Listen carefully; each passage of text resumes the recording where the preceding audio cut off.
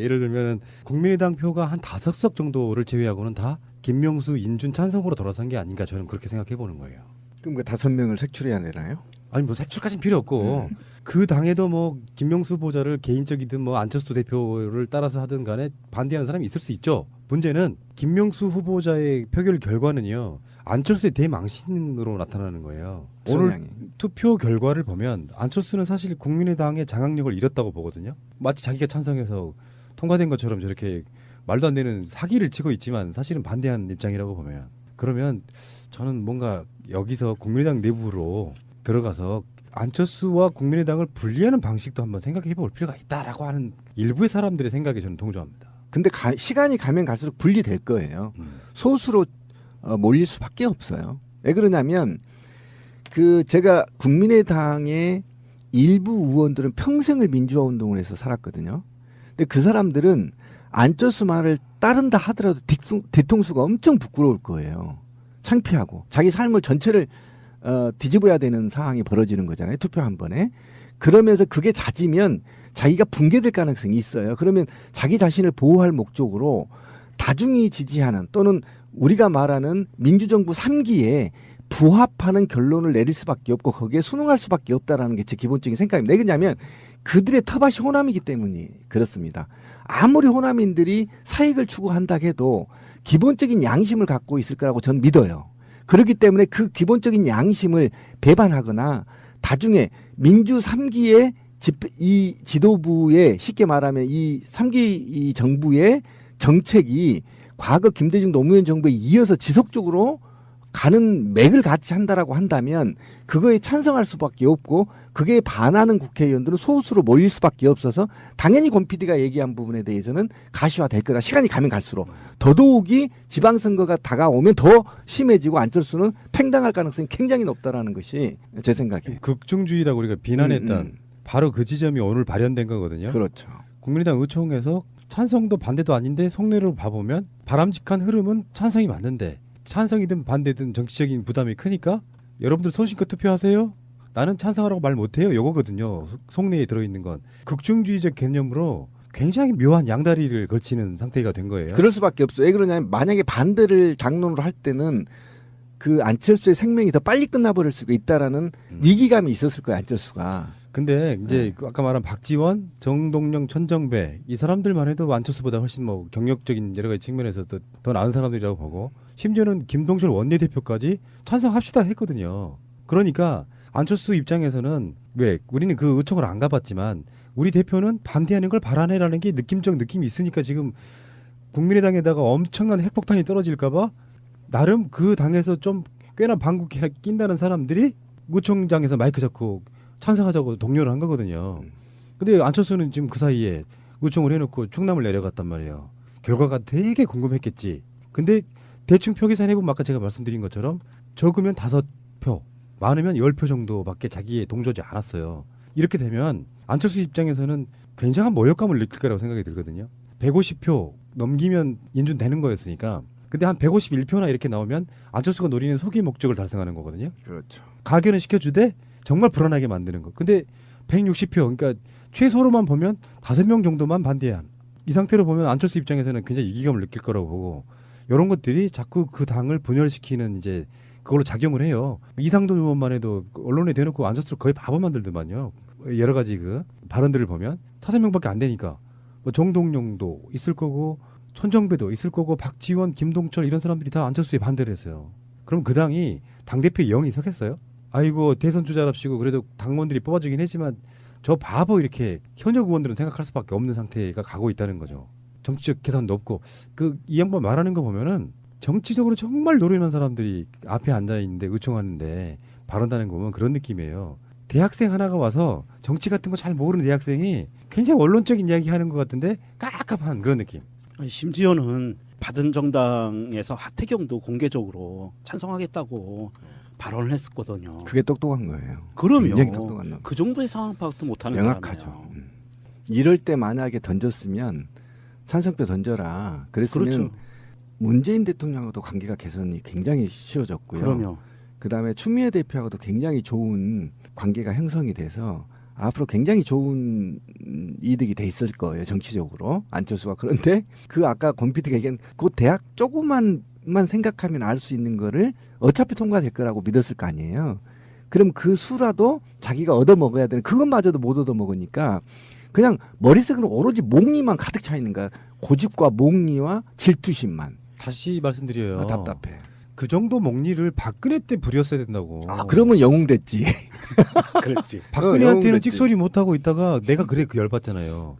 언론도 그렇고 그 안철수 부류의 정치인도 그렇고 보복 안 할 거라 하니까 마치 지금에 와서 민주투사가 됐냐 코스프레하고 있는 거예요. 선명야당이라는 게 그런 의미거든요. 현 정권이 독주하거나 독재를 하면 우리가 강하게 막아서겠다 이런 건데 박근혜 때는 찍소리 못하고 뭐 세월호네 뭐네 어떤 사안들에 대해서도 정치적 발언 한마디도 안 하고 있던 사람이 오늘날 민주정권이 들어서니까 민주정권에 대항해서 선명한 야당 되겠다고 말하는 것 자체가 자기들이 보기에 선명은 뭐예요. 이명박 지지 아니에요. 알고 보면.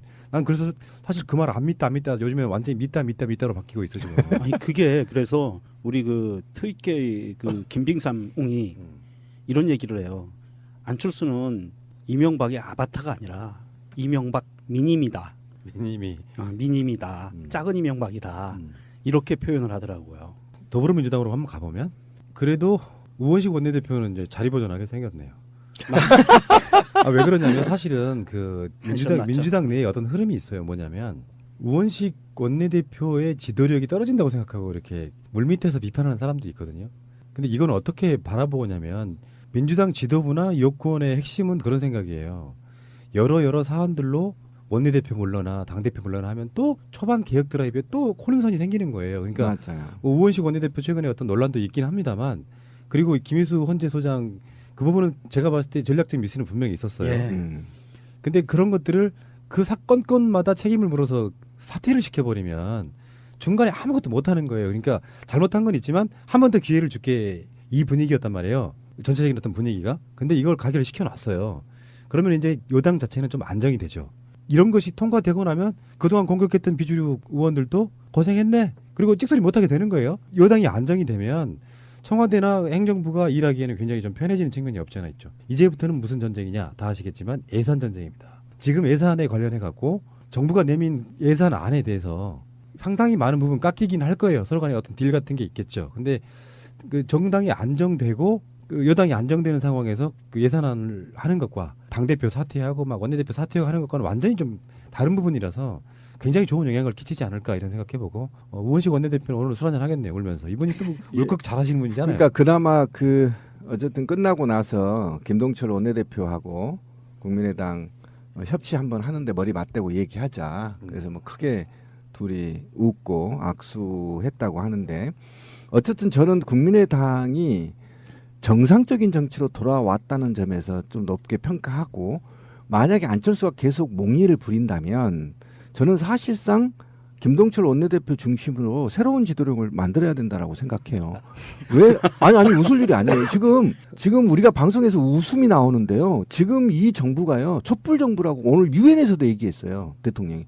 적폐를 청산해야 될 의무는 여야를 막론하고 쌍수를 들고 찬동을 해줘야 되는데 아무런 것도 뭐 얻은 것도 없어. 안철수가 보면. 그러면 계속 몽리만 부리면 원내대표 중심으로 지도력 다시 세워야죠. 그러니까 안철수가 예, 저는 그렇게 생각합니다. 안철수가 당대표 출마했을 때 많은 사람들이 그 얘기를 했어요. 원내도 아니고 원외 40석 정당의 대표면 지도력 발휘 못한다. 그러니까요. 그런 상황에 맞게 못할 것이다라는 게 지금 오늘 드러난 거고. 그리고 안철수 대표가 의원 시절에도 국회의원직을 성실하게 하거나 국회의원들과 상호 소통을 통해서 정치를 배우거나 이런 시간이 없었어요. 그러다 보니까 국회 내에 원내 내의 정치를 거의 초보 수준이라고 보면 됩니다. 제가 봐도 그래요. 굉장히 섬세하고 굉장히 영악하게 정치를 해야 되는데 그렇지 않은 거에 차이가 있다라는 게 분명히 지금 드러나고 있는 겁니다. 그래서 제 예언이 하나 확실해지고 있는 게 하나 있습니다. 지금 원외라는 한계가 있을 거 아니야. 안철수는 그렇죠. 보궐선거에 100% 출마한다. 그리고 시선은 서울시장에 띄워놓지만 그러면 내가 양보할게. 지역구 국회의원으로 나간다. 근데 노원평은 못 나가니까 100% 송파울. 최명길 자기 당의 자리인 송파울로 나간다. 그래서 나도 원내가 돼서 뭔가 영향력을 더 발휘하고 싶다가 안철수의 앞으로 장기적인 밑그림이 될 것이다. 그럴 겁니다. 거기서도 어려울 텐데요. 안철수님 화이팅! 뻔히 수가 보이는 정치인 있잖아요. 어떤 사람이 파팜이라는 것도 있잖아. 아, 저 사람 되게 막 어리숙하고 착한 줄만 알았는데 알고 봤더니 미담 투성이야. 이런 정치인이 아니고 우리가 봐도 수가 다 읽히는 사람이면 그 사람을 누가 좋아하고 존경합니까?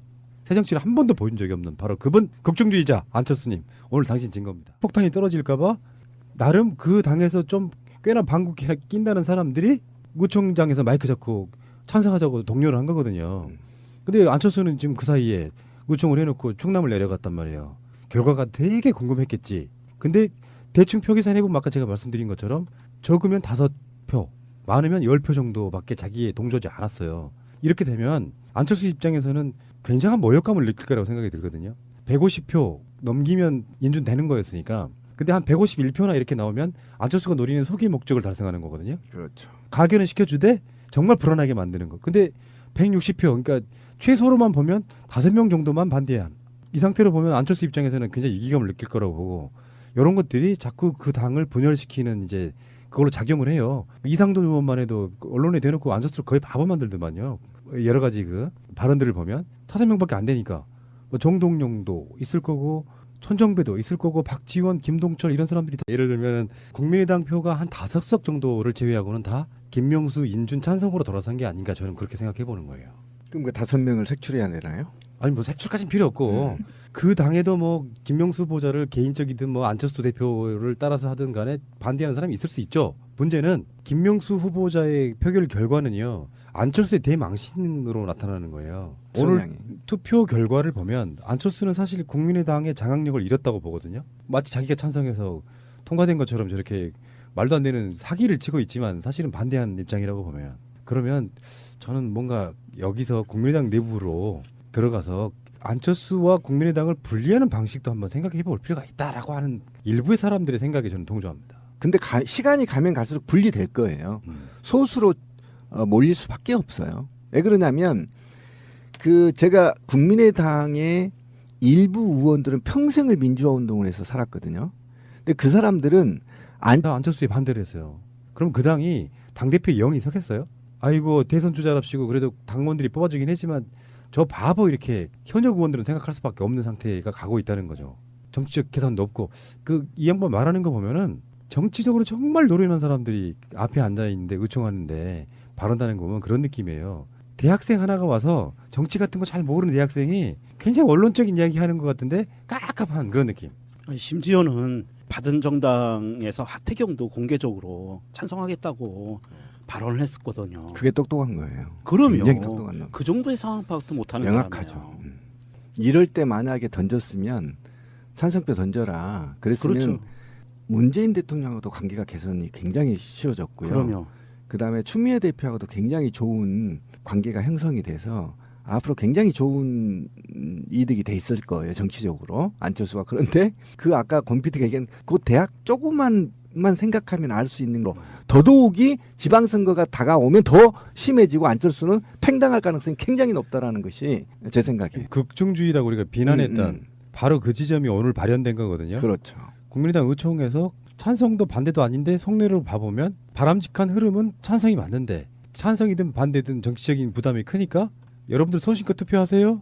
나는 찬성하라고 말 못해요. 요거거든요. 속내에 들어있는 건. 극중주의적 개념으로 굉장히 묘한 양다리를 걸치는 상태가 된 거예요. 그럴 수밖에 없어요. 왜 그러냐면 만약에 반대를 당론으로 할 때는 그 안철수의 생명이 더 빨리 끝나버릴 수가 있다라는 위기감이 있었을 거예요. 안철수가. 근데 이제 아까 말한 박지원, 정동영, 천정배 이 사람들만 해도 안철수보다 훨씬 뭐 경력적인 여러 가지 측면에서 더 나은 사람들이라고 보고 심지어는 김동철 원내대표까지 찬성합시다 했거든요. 그러니까 안철수 입장에서는 왜 우리는 그 의총을 안 가봤지만 우리 대표는 반대하는 걸 바라네라는 게 느낌적 느낌이 있으니까 지금 국민의당에다가 엄청난 안철수 말을 따른다 하더라도 뒤통수가 엄청 부끄러울 거예요.